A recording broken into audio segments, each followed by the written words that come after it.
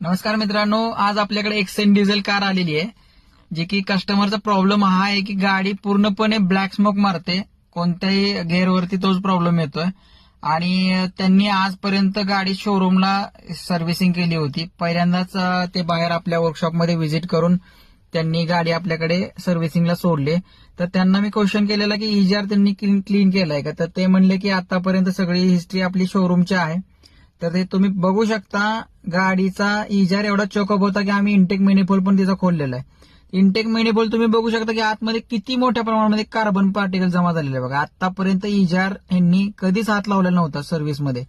म्हणजे सर्व्हिस सेंटरमध्ये अशा प्रकारे कामं केली जातात मित्रांनो.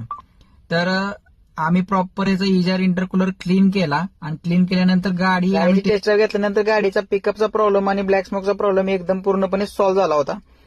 तर अशा प्रकारे मित्रांनो शोरूम मध्ये कामं केली